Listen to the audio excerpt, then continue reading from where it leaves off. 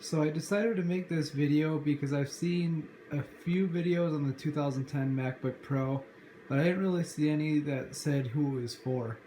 So I kind of wanted to go over the basics, show you the ports, show you the speed, and some other things on there that might show who this is for. I can tell you one thing: if you have a newer MacBook, especially the 2015 or 16, it's not even comparable in that matter. But it is still better than a lot of computers out there, and I'll explain who this is for. Now you'll see the front looks the same as all the newer MacBooks, maybe a little thicker. One thing you'll notice is this right here, and that's just telling you that your computer is asleep, but it's still on.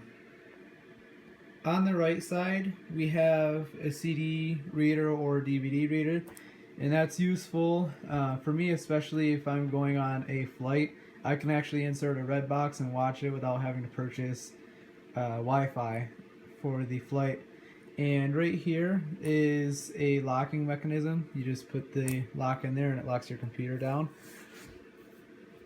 And on the back, nothing to see, just some ventilation ducts there. And then on the left side, you'll see all the different ports. Obviously the charging port, Ethernet, a couple USBs. The couple things that I'm most intrigued about is that they still have the headphone jack. Apple's getting away with the headphone jack in pretty much all their products, and their SD card reader. Those two you won't need a dongle for, obviously. You can't really do anything about the headphone jack anyway, but I will have to get a dongle for an HDMI connection so I can use dual screen. The last thing on this side is a battery charge indicator. You just press this button and it tells you how much you have left. I think there's around 10 dots there, so I'm about halfway there. So as I open this computer up, you'll see that the trackpad is noticeably smaller than the newer MacBook Pros, and the keyboard has stayed pretty much the same, backlit, QWERTY, same size pretty much. And this is my home screen for the day. I just have a changing wallpaper in the background for every day. And when you open your MacBook, get it all set up, you'll notice on the dock at the bottom that Apple installs all of their products and apps in there. This makes it convenient if you have other Apple products. You can share all your information between the two consoles. I did go ahead and add in some Microsoft products because my school doesn't accept some of the Apple. Now, I'm not going to run an actual speed test or comparison with newer MacBooks or any other laptop, but I will show you how this performs, just opening multiple tasks or apps, and I'll kind of go through that with you. I'm just going to open a few apps here.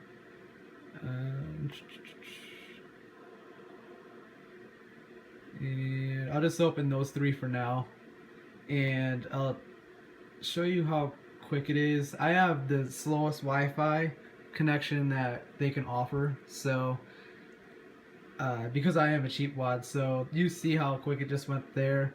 I'll try another website here.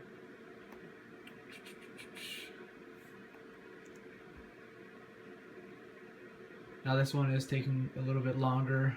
This site usually takes longer anyway on a lot of the computers just because of all the different things on there. Now I'm a student still finishing up my degree this year in business, and you'll see I'm actually doing a report on Spirit Airlines. I'm making an entire business plan for them. But this is mostly what I use my computer for, is Word documents, PowerPoints, presentations, different things for schoolwork. I do consume a lot of media on it. For example, YouTube. I can tell you, for not being a Retina display, the videos on YouTube come in really crisp and clear. And I will let you know though that it is, the actual display itself is a little pigmented. Now if you were to look at that versus, let's say, this iPad I have here, you'll see the iPad has Retina display, so it's a little bit clearer. It may not show on your computer, that well as it does physically. So I've gone through and thought about it, and who's this computer really for? I noticed, obviously I'm a student, so it works very well for me. Compared to a lot of the newer MacBooks, a lot of people would argue that they are a lot better. But for what I use it for, it works amazingly, and I feel that if I bought a newer one, it would just be a little bit waste of money because I wouldn't be able to take a full advantage of what those new ones can do. I'm not a heavy user of a laptop compared to a lot of other people who actually use it for their profession. Second, I figured parents could use it because Apple products are known to be easy to use. And when I say parents, I'm saying like 50, 60-year-olds in 2017. And pretty much any parent out there that can benefit from this. They can that can also go along with consumption users. A lot of times, for example, my father only uses Facebook or watches YouTube videos, and this would be perfect for it. In my opinion, like I said, the screen isn't Retina display like all the newer MacBooks and all the other Apple products, but for an older person using it, YouTube videos come in clear enough. I did put small businesses on there. And I don't think small businesses who are experts in photography and videography, things like that, but I'm just saying small businesses, maybe like a thrift shop, can benefit from there, have some number software on there and run their own analytics. Schools, I said that because actually when I was in even high school, they had a bunch of older Apple Macs there, and they worked very well. And for what you're going to actually do in school for certain projects, it's not going to require a newer MacBook Pro or newer Mac product. And finally, consumption users, those who mainly watch YouTube videos. This laptop is obviously heavier than, let's say, an iPad, but I choose this because I can actually multitask, and on an iPad you can't really do that. They say you can, but you can't really heavily multitask, where with this I can have a video playing on the monitor and then be doing a Word project in the computer.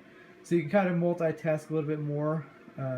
So consumption users / school students, which is kind of my style. I watch YouTube videos and do homework, so I can benefit from that compared to using an iPad. Now, when I think of who this laptop is not for, I would say professional video and photo takers, simply because that requires a lot of really good speed. And kind of a side note on that, downloading on this laptop was really slow. It took me almost an hour to download the Microsoft Suite, and that was to initially download it, I believe is about just over a gigabyte. I think it's 1.6 gigabytes. And after it installed fairly quickly after it was actually on the computer. But I would say anybody who needs to download data like that, videos or software, it's going to be really slow unless you upgrade it. And I had to come up with a second one. It was hard to think of, but I know that some cold callers and call center representatives, where I live, there's a lot of those kind of facilities around here, and they would need an amazing Wi-Fi connection or internet connection and a quicker computer than this. This is very great with multitasking, like I said earlier, but for what cold callers and call center reps have to do, they have to be in 5, 6, or even more different apps or websites or anything at a time to help their customer. How much does this computer cost if you were to buy it in 2017? I just purchased mine a couple weeks ago for $399 plus shipping, which is $7 on Amazon from a third party. And I've seen pretty much the range, depending on what system it has inside it, how many gigabytes for storage and memory it has, between 4 and 600. Like I said, this is a 2010, so it has depreciated quite a bit. But in my opinion, for what I use it for, again, it's better than spending almost 3 to 4 times that on a newer MacBook Pro. And how to upgrade to now, I put that on there because you can upgrade it to make it a lot faster and a lot better at multitasking. So you might be able to eliminate those call center reps out of it after you upgrade it. Mine does come with a hard drive, and if you wanted to install a solid state drive or SSD with the same amount of gigs, I believe this has 500 on its hard drive, and for memory, this laptop came with 4. You can upgrade it up to 16, and I'm probably going to go in between and upgrade it to 8 because I don't believe I'll ever do a lot of video editing on it to actually need that 16. But just doing both of those, in my opinion, besides the screen, it'll make it just like a newer MacBook. I would say at least 2013, 2014, but some people would argue that. Now, I did want to thank you for watching this video. I know it's not up to the standards of all the professionals who do reviews on these MacBooks, but I did want to give you a perspective from an everyday user, a basic user, I guess you can say. And I will be uploading more videos regarding this computer, especially as I load more stuff on it to see if it holds up with its speed, different things like that. And feel free to like and subscribe if you do like this video, and if you want more, comment what you do want, because I have nothing but time. So just let me know what you want to know about this MacBook Pro 2010 edition, and I'll comment right back to you. Thank you for watching.